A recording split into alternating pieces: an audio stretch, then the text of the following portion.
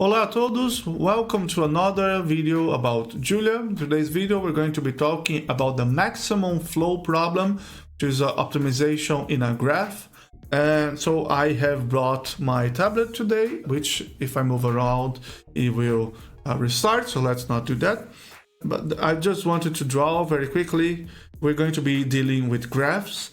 So graphs are this structure. You have essentially a bunch of things. So this is a set of vertices or nodes.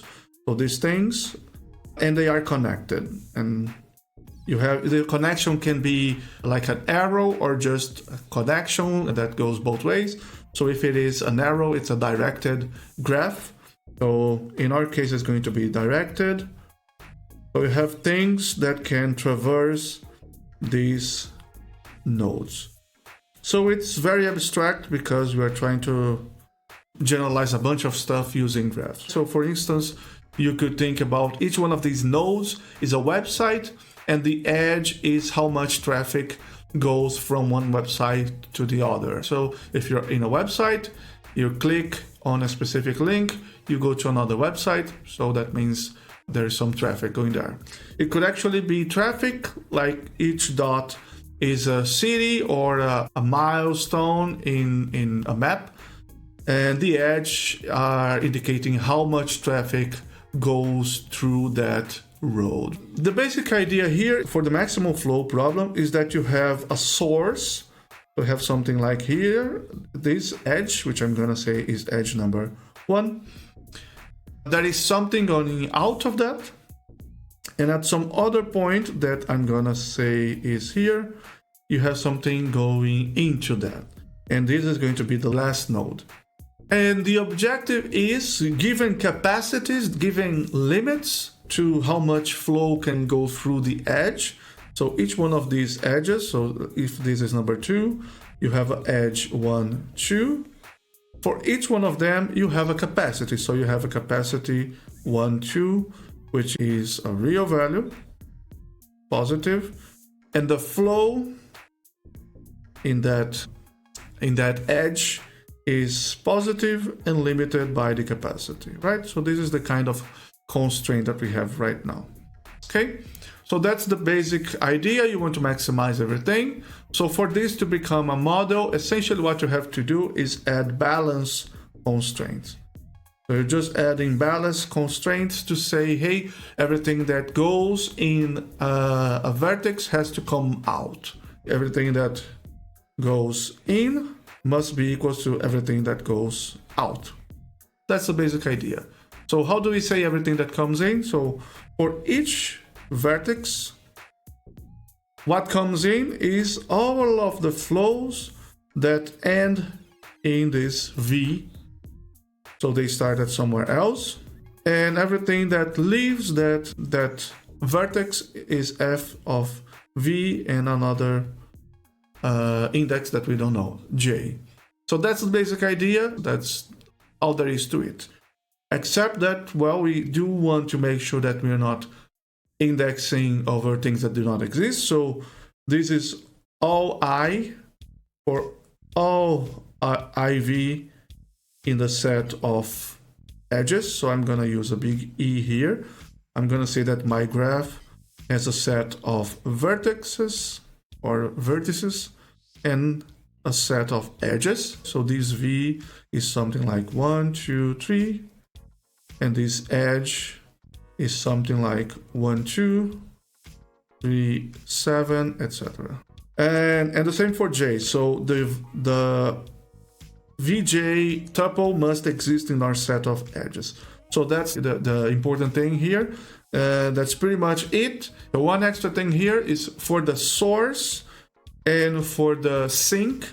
So for the input and the output of the flow, you don't have anything coming in, you just have whatever you want, which is what you want to maximize. So you can create another variable, for instance, to say, well, the flow that we have, so big F, is going to be everything that leaves 1. So every J such that 1J is edge, And so instead of having everything that leaves 1, it must be equal to everything that goes inside, it's going to be equal to f. So that's essentially the other constraint that you have. And the same for the output. So the output at the end must be equal to everything that gets in the last point, which is in. So all I such that in is an edge. And what we want to do is maximize f. That's it. That's our whole model. We want to maximize a single variable, which is the flow, which could also be represented by this summation directly.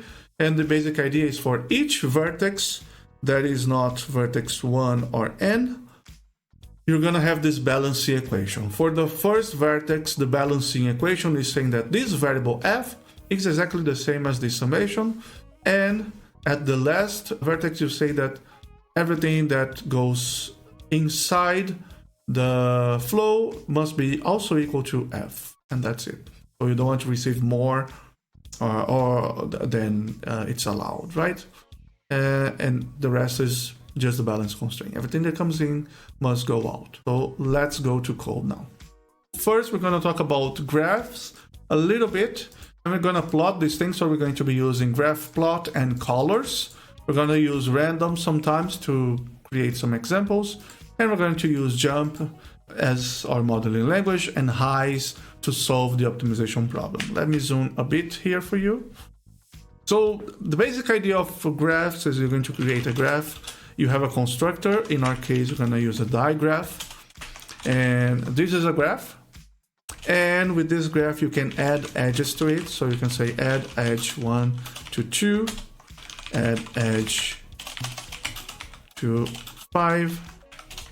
And if you ask for the graph again, you can see it's a 5 vertex, 2 edges. That's the basic idea. You can get the number of vertices with NV graph and the number of edges with NE graph. And you can get the vertices themselves with vertices of graph. And this is an iterator. It's also pretty much very easy to just always get this NV graph because it's always going to start at 1 and end at NV graph, at least for basic usage of graphs. I don't think it allows anything different, but it won't matter for what we want to do. And the other thing is edges graph, which is an iterator. Okay, so an iterator means that we don't know exactly what the graph is until we try to get it. So edges graph of 1 doesn't work because it's trying to access an iterator, and this brackets 1 is something for a vector. So what we can do is pipe to collect. And by the way, if you don't know, pipe is exactly the same as calling collect on something. It's just passing the result to another function, but it looks nice, right?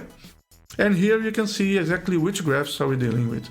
So edges graph collect gives us edge 1 to 2 and 2 to 5. Those are our 2 edges.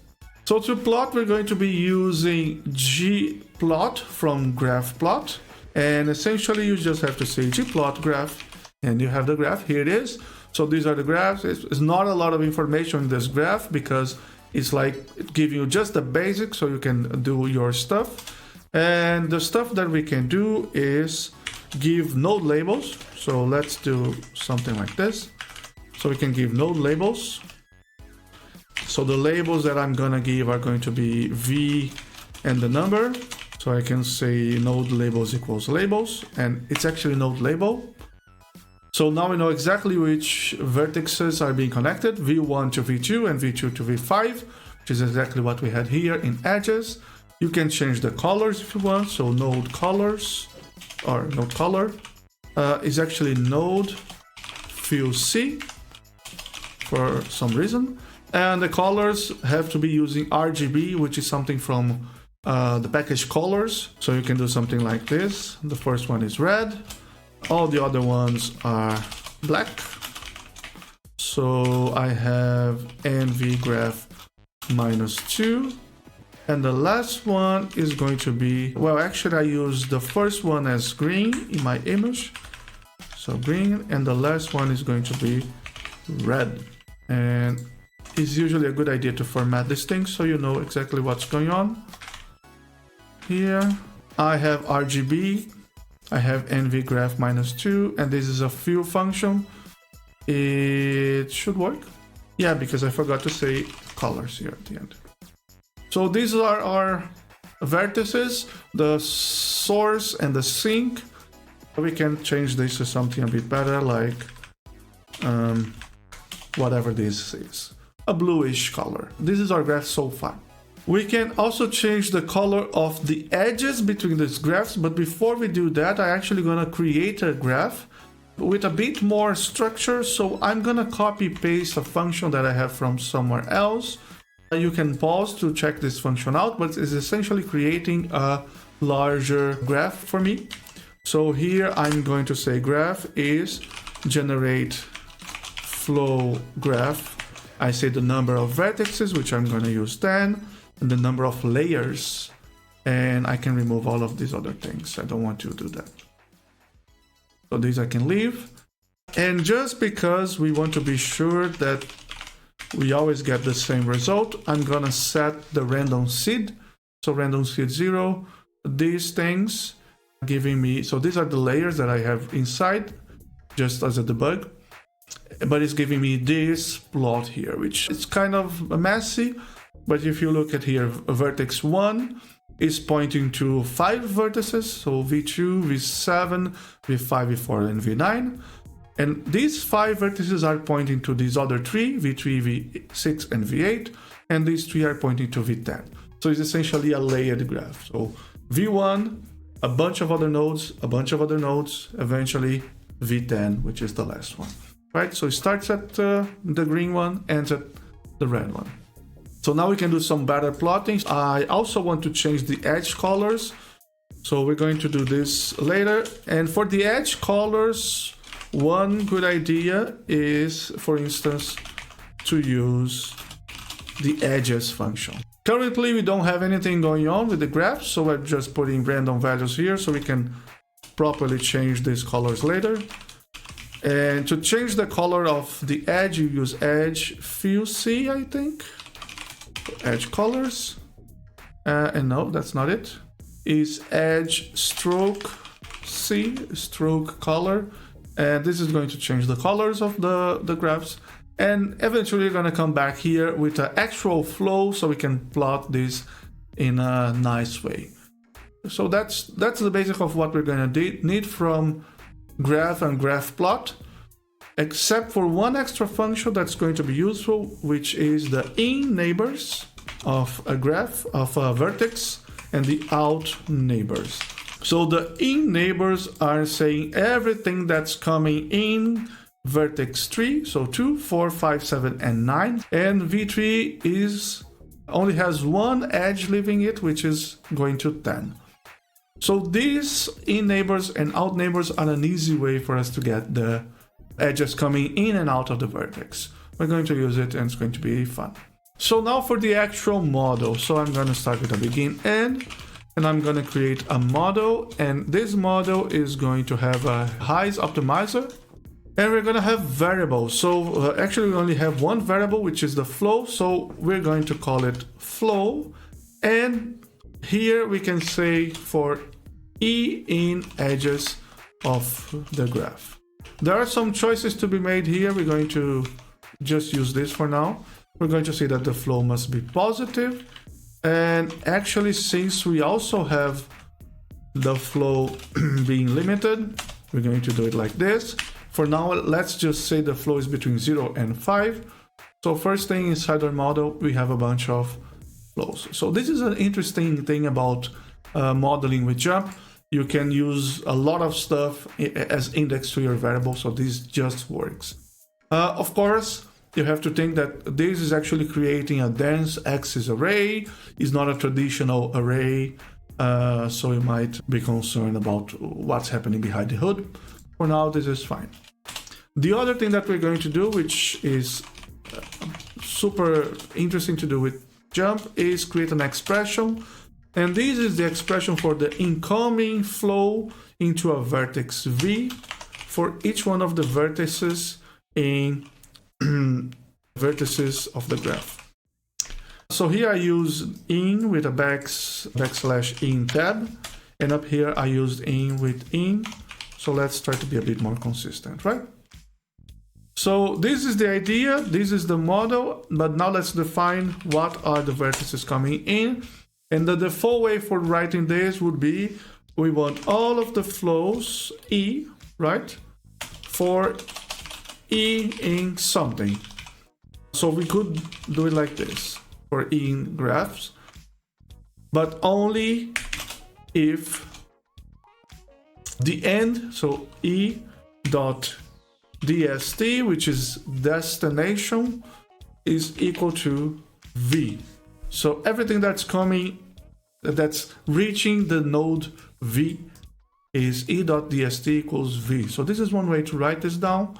And just so you remember this, if you have an edge, so let's say you have the first element here, you have E.source and E.dst, destination. So you have these as normal numbers, right? And if you call edge on this, this is creating a structure called edge. So this is the same as the edge, right? So just so you know, internally the edges are stored as the structure edge. So if you want the actual numbers, you can say E.src and E.ds, or you can do the opposite and just having numbers create a edge structure by calling edge, and that's it. So here you have the flow, the summation of all the flow for all the edges if they are reaching that destination. This is not actually what we would like to do. This works, kind of works, but since this is a for with a conditional, it's not ideal, and that's something that we don't like to do. Instead, what we're going to do is use the function that I just mentioned. So I'm gonna say that for I in neighbors of the vertex V, I have a flow which is going to be edge IV. So everything that arrives at V is something from the in neighbors of V, and these are all the incoming flow into the vertex V. Gonna have the same for the outgoing flow. So the outgoing flow of all of these vertices is going to be the flow of the out neighbors, and is going to be V and J. So this is what we have. And if you look here, this is the expression that we just created. The first element is a flow 1 to 2 plus 1 to 4 plus 1 to 5 plus 1 to 7 plus 1 to 9. Second, 2 to 3, 2 to 6, 2 to 8, etc. Except for the last one that doesn't have anything. We could remove it here, but it really doesn't matter. It's fine. And now we can actually create constraints. So let's create constraint. We just want to say that all incoming flow must be equal to all outgoing flow. And for that, we just say, so this is a balanced constraint for the vertices, except for vertex 1 and vertex, the last one, which is NV graph. This is not like this. This is, how do you write this again? Yeah, I'm missing a comma at the end here. So I think this is it. So let's look at the balance constraints. This is not correct because it's doing it for 1. This is actually end. So just reading it back to you, so you're sure that you're reading this correctly. So for all vertices that are not 1 and are not the last one, this is the constraint that you want to have. Incoming V equals outgoing V. So this is what you have. Balance 2 equals flow edge 1 to 2 minus 2 to 3 minus 2 to 6 minus 2 to 8 equals 0. So JuMP puts everything in the same side. So all of these equations are everything that goes in and out of vertex 2, which is what we want. One quick thing. So this is something that we actually don't want to do in JuMP. So when you have a lot of conditions like this one, this can become slow.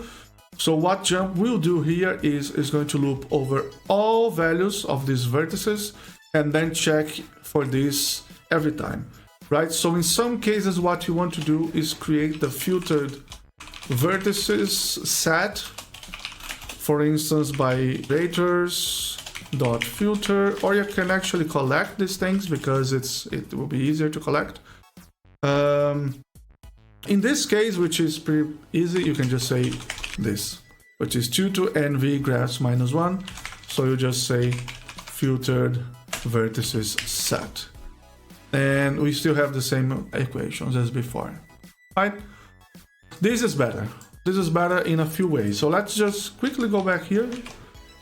So one interesting thing is this is a sparse axis array.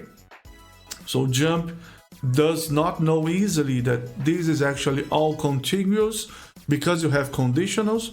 So it becomes a sparse axis array, which is bad.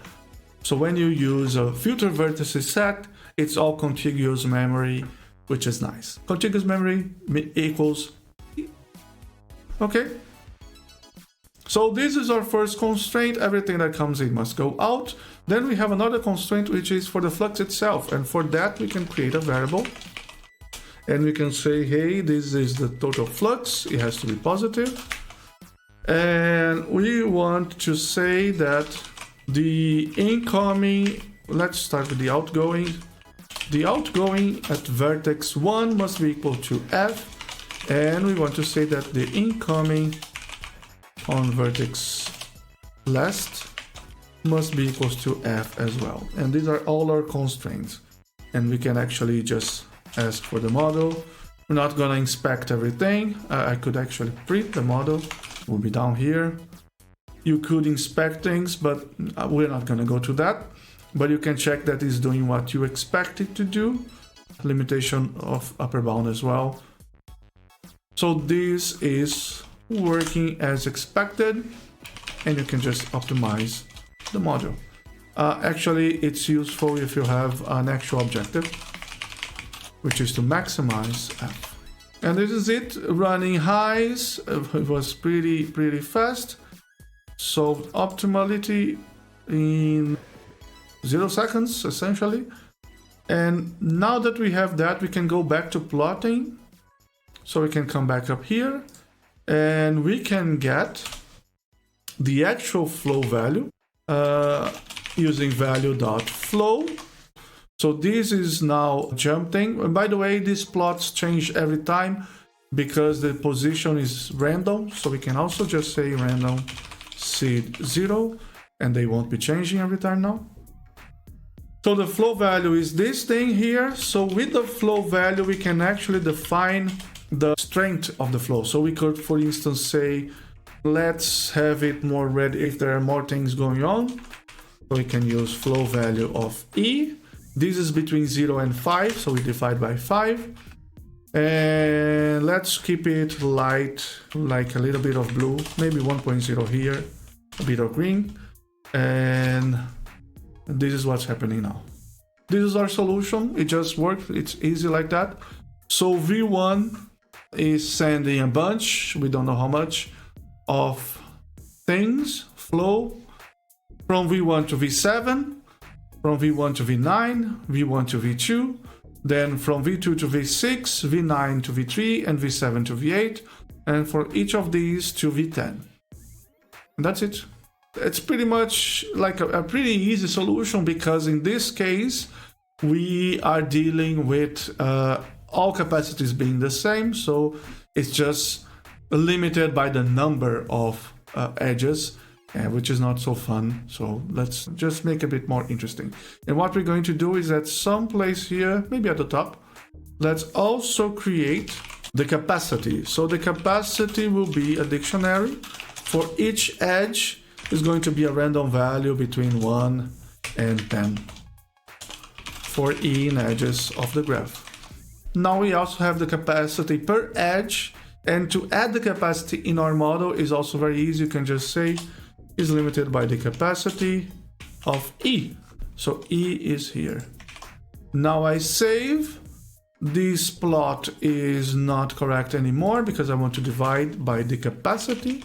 and now you have a better plot. So the more red, the most of the capacity is being used. And here you can see that it changed a little bit. It's not really easy to see that, but we can actually also subtract. So one cool thing to do is you create a begin end block in your loop. You create an alpha, which is this value here, and then you say alpha and 0.5 times 1 minus alpha and 1 minus alpha. And this actually allows us to be a bit more creative.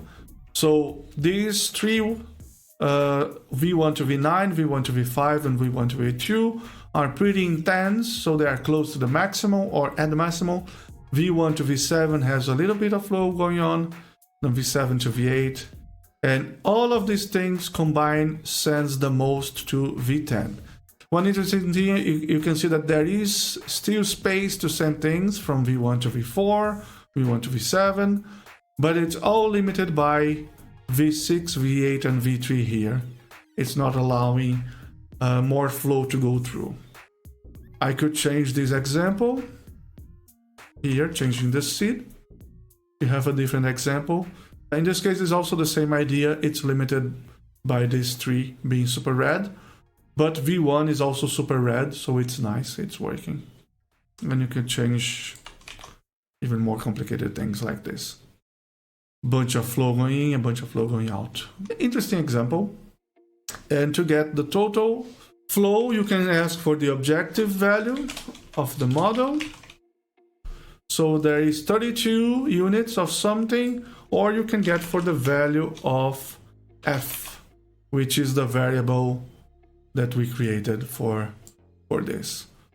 And that's it. You could also, by the way, make a change here. All the outgoing at 1 is equals the incoming, and instead of having f as a variable, you remove f completely, but you can also cheat and say, hey, actually, f is an expression, and f is actually all of the outgoing flow from 1, sorry, this is how it writes.